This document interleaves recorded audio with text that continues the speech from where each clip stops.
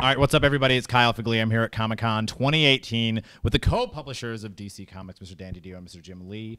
I'm doing it alphabetically, even though one to the other, but don't take that as a preference to either one of you. He's never taken that as a preference. He knows the true freaking order here.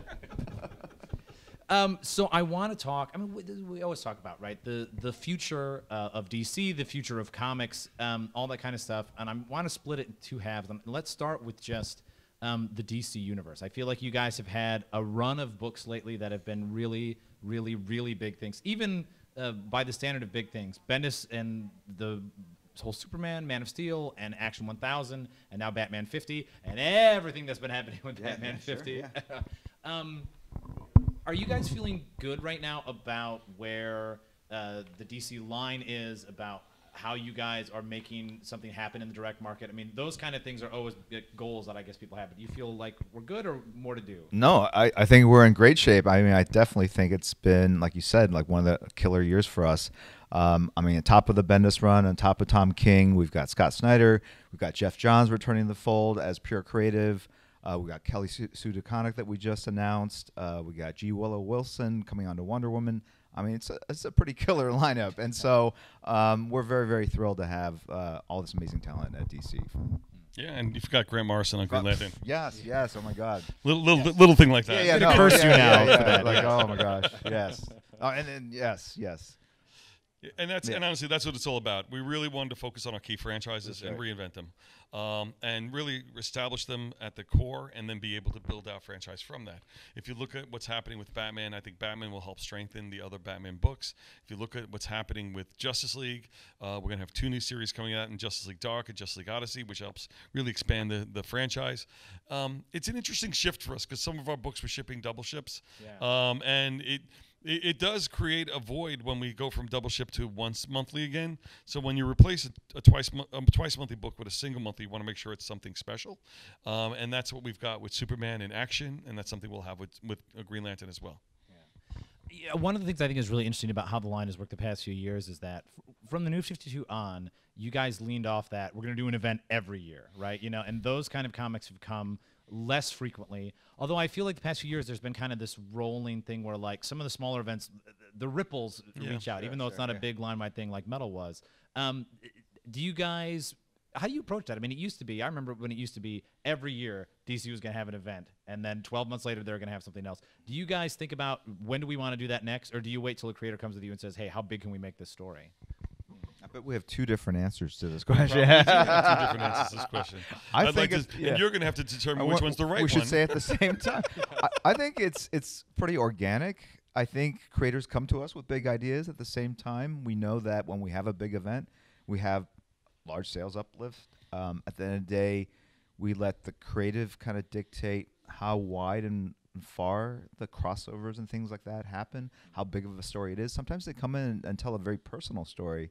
So something like Heroes in Crisis that Tom King's doing, or even Jeff Johns' Doomsday Clock, are big epic stories, but very personal, and they kind of take place in and of itself. And so we don't want to, quote, unquote, over-commercialize them, but we want to give them the creative freedom to tell a very kind of personal story. So I think there's no hard, set, fast rule. And then there are times when we go, hey, this would be an awesome time to do a character because it's their 80th anniversary. It would be awesome to do this. What have we not done with this character that what can we do with this character that hasn't been done before?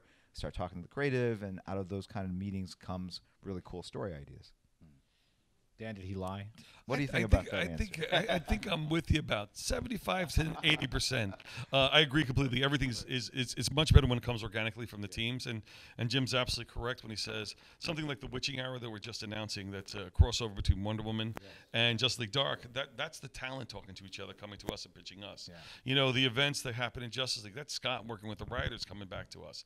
But our job is, the only place I'll say a little different is that rather than let them tell us how far the story goes, it's our job sometimes to push them a little bit further, to get a couple extra books or see where some other opportunities they might be missing. Because if you're going to do a big story, you want to make sure you maximize it, get the most out of that story at that moment, because you don't want to go back to that well again. And the last thing you want to do is leave missed opportunities on the table. When you look at the Batman 50, the wedding, I think we executed that perfectly. Honestly, from top to bottom, we built that story properly. We expanded the story where we thought it was necessary. We showed tie-ins where we thought it was, and then it culminated in the big event, and it helped launch a new series on a spectacular level with Catwoman right out of it. Could not have gone any better. And I'll actually give you another example, actually, if I may, for a second.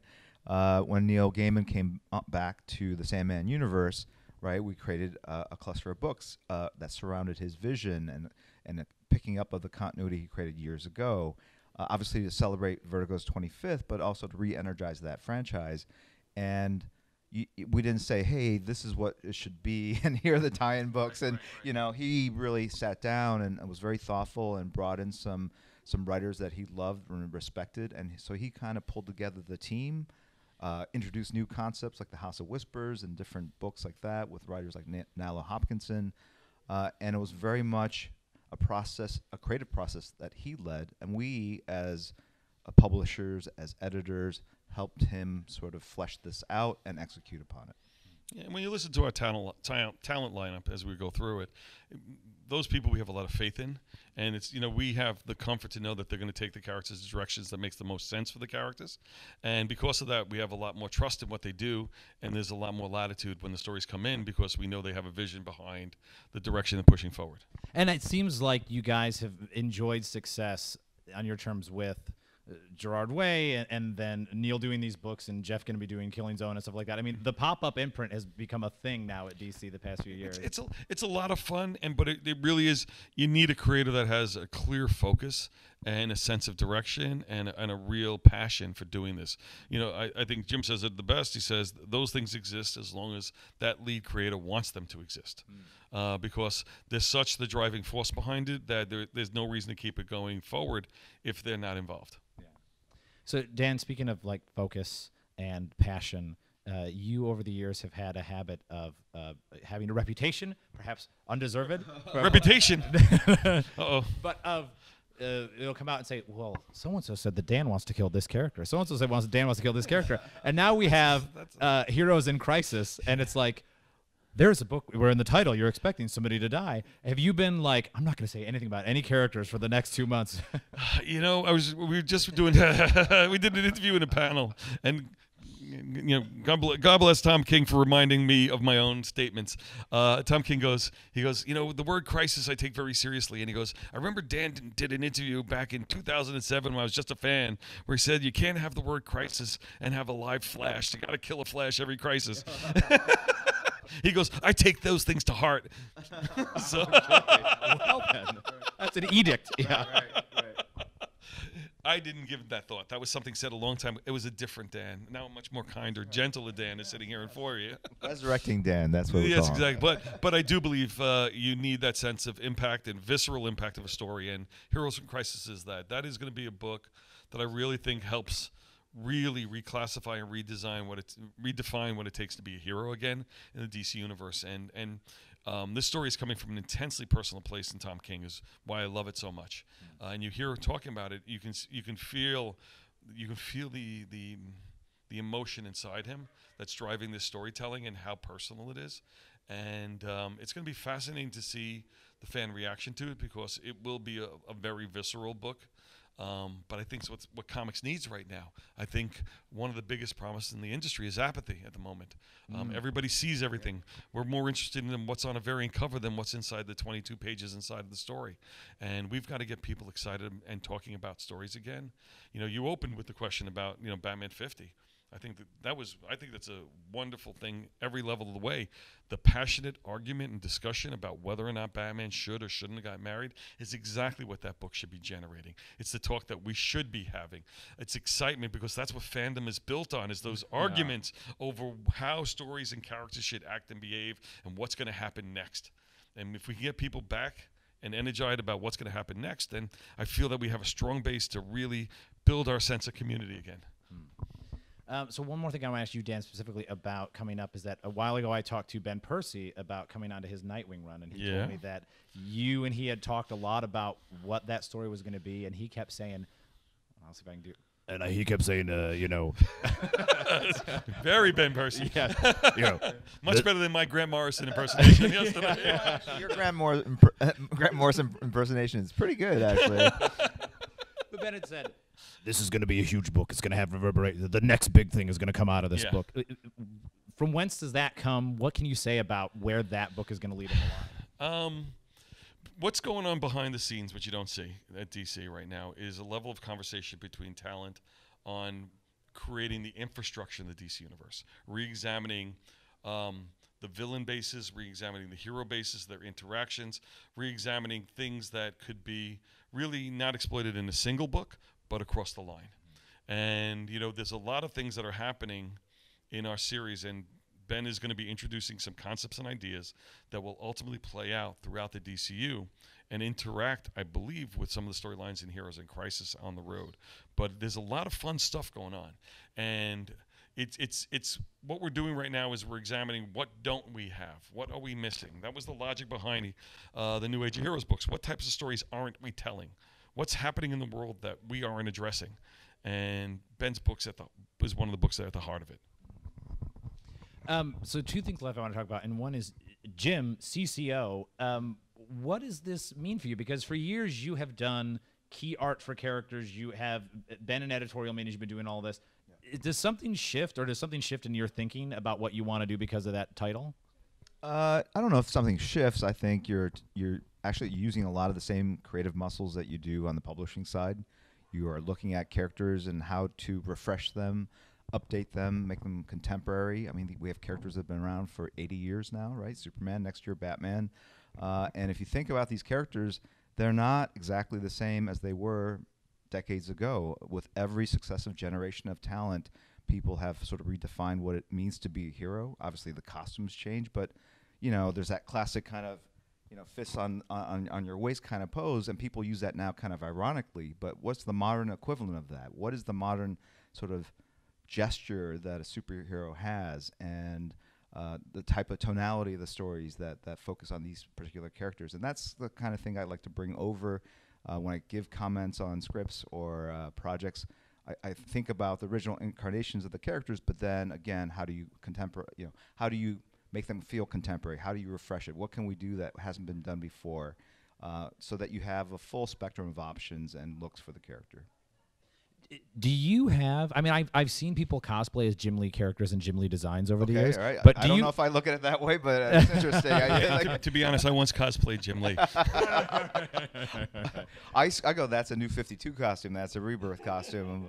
But that's your DNA. That's interesting that you look at it that way. But yes. But do you have a thing for yourself where you're like, I'd really like to design something that would actually be in a movie? I mean, have you thought about like, my drawing style change if it's for a real person to wear on screen? No, I think when we did the New 52 designs, we wanted to explore looks that could be used outside of the world of comics. And so that meant maybe some costumes would be more complex, because one of the things that you do in comics is you keep things simple, because you're going to have to draw the characters over and over again, right? And it becomes difficult after month in and month out of telling that story or drawing those characters. And I definitely felt it by the 5th issue of Justice League. I was like, who put all these scales on this, Aquaman's armor, And but I think, we saw all the excitement that was happening in the video game space with our characters, obviously in the movies, and we didn't want to be followers. I mean, we wanted to present options for people that wanted to adapt our material and say, hey, here's a different look for the character that we feel is more modern or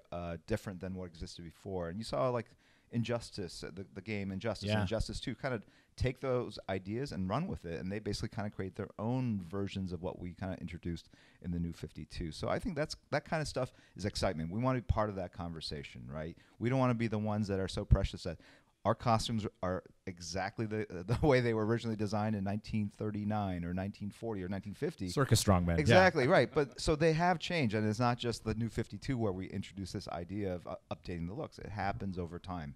And I think that's part of our mission statement, is to keep these characters fresh and interesting. And not every redesign or retake or reimagining of a character works, but, we want to be fearless in our approach to these and to storytelling and who these characters are. And, one great idea launches so many other cool ones than 3 possibly not so great ideas. Yeah. So the last thing I want to ask you guys about, looking out to the future outside the core DC Universe line, Inc., Zoom, Walmart, all of these, you Why know. do you say it that way? Well, but it should be like Walmart. Yes. Yeah. But like, Yeah. but people have been talking about the ink and zoom stuff in their own terms, and then the Walmart thing has had its own completely different kind of reaction. Yeah. But I feel like that's all part of the same plan in some ways. And right? DC Universe, I would put that in there too. The Oh subscription yeah, service, the subscription right? service Okay. for sure. And yeah. Black Label.